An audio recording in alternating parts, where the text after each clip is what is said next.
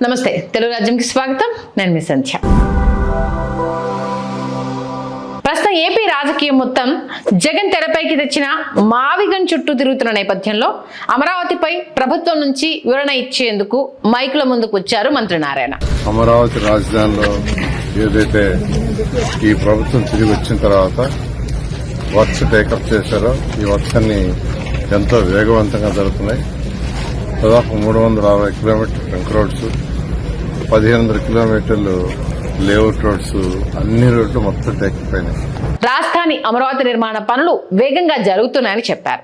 అమరావతి నిర్మాణానికి లక్షల కోట్ల రూపాయలు ఖర్చవుతాయని, సుమారు 2 దశాబ్దాల సమయం అవసరమని వైసీపీ నేతలు విమర్శిస్తున్న వేళ దీనిపై వివరణ ఇచ్చారు. ఇందులో భాగంగా అమరావతి నిర్మాణం జరిగితే ఎకరా 20 కోట్లు అవుతుందని మంత్రి నారాయణ తెలిపారు. ఇదే సమయంలో హైదరాబాద్ సెక్రటేరియట్ నిర్మాణానికి 615 కోట్లకు టెండర్లు ఇచ్చి 1423 కోట్లు ఖర్చు చేశారని తెలిపారు. ఇక పార్లమెంటుకి అయితే 862 కోట్లకు టెండర్లు పిలిచి 1172 కోట్లు ఖర్చు చేశారని, చదరపు అడుగుకు 16,900 రూపాయలు ఖర్చు చేశారని పేర్కొన్నారు.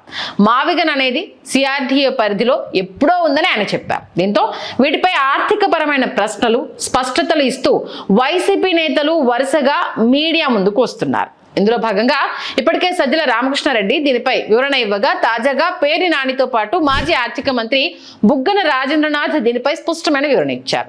పేర్ని పంచులు, బుగ్గన ప్రశ్నలు వెరిసి మావిగన్ పై వైసీపీ బలమైన వాయిస్ వినిపించే ప్రయత్నం చేసిందన్న మాటలు వినిపిస్తున్నాయి. ఈ సందర్భంగా తొలుత అమరావతి, రాష్ట్రాభివృద్ధి, పెట్టుబడులు, ఖర్చులు, రాష్ట్ర ఆర్థిక పరిస్థితి వంటి విషయాలపై సీఎం చంద్రబాబుకు బుగ్గన రాజేంద్రనాథ్ పలు ప్రశ్నలు సంధించారు.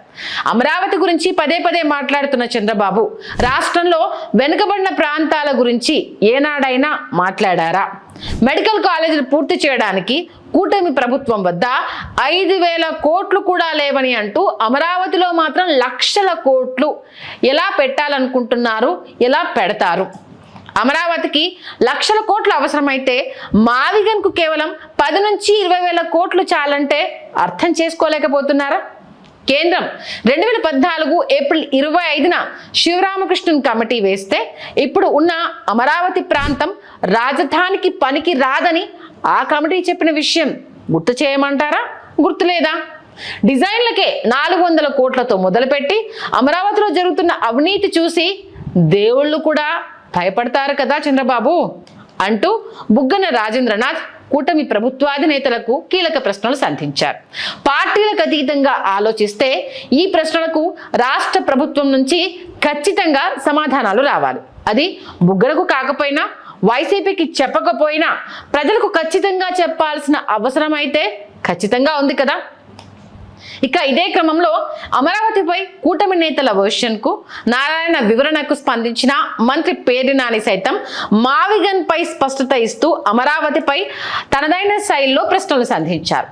మావిగన్ అనేది సిఆర్డీఏ పరిధిలో ఎప్పుడో ఉందని 2014 డిసెంబర్ 30 నాటి జీవో చూపిస్తున్న ప్రభుత్వ పెద్దలు ఈ 8 ఏళ్లలో ఈ ప్రాంతాలకు మాస్టర్ ప్లాన్ ను ఎందుకు సిద్ధం చేయలేదు అనేది పేర్ని నాని సంధించిన మొదటి ప్రశ్న. అమరావతికి 51,000 కోట్లకు టెండర్లు పిలిచామని చెప్పే మంత్రి నారాయణ అందులో 1 కోటి రూపాయలనైనా అమరావతిలోని 29 ఊర్లకు మినహా మిగిలిన సిఆర్డీఏ పరిధిలోని ఊర్లకు ఎందుకు కేటాయించలేదు? 2029 నాటికి సచివాలయం, అసెంబ్లీ, హైకోర్టులతో కూడిన బేసిక్ క్యాపిటల్ పూర్తి చేస్తామని చెప్తున్నారు. బేసిక్ క్యాపిటల్ కే 50,000 కోట్లు ఖర్చు చేస్తే ల్యాండ్ పూలింగ్ లో రైతుల నుంచి తీసుకున్న ప్లాట్ల డెవలప్మెంట్ కి ఇంకెంత ఖర్చు చేయాలి? అమరావతిలో ఎకరం విలువ 10 కోట్లు ఉంటుందని, భవిష్యత్తులో 20 కోట్లకు చేరుతుందని చెప్తున్నారు. కానీ చంద్రబాబు తన ఇంటి నిర్మాణానికి ఎకరం 3.63 కోట్లకే కొన్నారు కదా. మరి దీనికి ఏం సమాధానం చెప్తారు? ఈ లెక్కన ఎకరం 10 కోట్లు పలుకుతుందని మంత్రి నారాయణ చెప్పేవన్నీ అబద్ధాలే కదా. అంటే ప్రభుత్వం వద్ద ఉన్న 5,000 ఎకరాలు అమ్మినా వచ్చే ఆదాయం 18,150 కోట్లు అవుతుంది కదా. రూపాయి ఖర్చు పెట్టి 10 పైసలు ఆదాయం పొందడమేనా సెల్ఫ్ ఫైనాన్సింగ్ ప్రాజెక్ట్ అంటే? ఇలా అమరావతిపై వైసీపీ నుంచి ప్రభుత్వంపైకి ప్రశ్నల బాణాల వర్షం కురిసింది. అయితే ఈ ప్రశ్నలకు ట్రోలింగ్స్, డైవర్షన్, అరెస్ట్ వంటి వాటితో కాకుండా ఖచ్చితంగా సవివరంగా సమాధానం ఇవ్వాల్సిన బాధ్యత కూటమి ప్రభుత్వంపై ఉంది.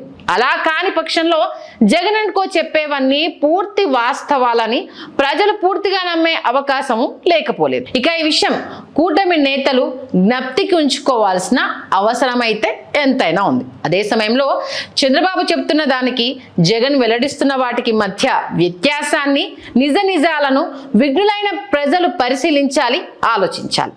చంద్రబాబు ప్రణాళికతో అసలు రాజధాని వస్తుందా? ఉద్యోగాలు వచ్చే నగరంగా, సెల్ఫ్ ఫైనాన్స్ ప్రాజెక్టుగా అమరావతి ఎప్పుడు మారుతుంది? ఈ దఫా సచివాలయం కావచ్చు, అసెంబ్లీ కావచ్చు, హైకోర్టులతో కూడిన బేసిక్ క్యాపిటల్ పూర్తి చేస్తామని చెబుతుంటే ఇంతకాలం చూపించినవి ఎప్పటికి పూర్తవ్వాలి? చంద్రబాబు చెబుతున్న దేవతల రాజధాని మరో దౌలతాబాద్ కాకూడదని ఆంధ్రులు ఎంతమంది దేవుళ్లను మొక్కాలి? జరుగుతున్న పరిణామాలకు సంబంధించి మరి ఏం సమాధానం చెప్పబోతున్నారు? అది మీరే ఆలోచించుకోండి. హలో, తెలుగు రాజ్యం ఛానల్ చూస్తున్నారా? సామాజిక, రాజకీయ, జీవన చిత్రణే తెలుగు రాజ్యం. అతిశయోక్తులు, అసత్యాలు ఉండవు. రాజకీయ కోణం కాదు, ప్రజా కోణమే కొలబద్ద. తెలుగు రాజ్యం వీక్షణ మీ ఉత్తమ అభిరుచికి నిదర్శనం.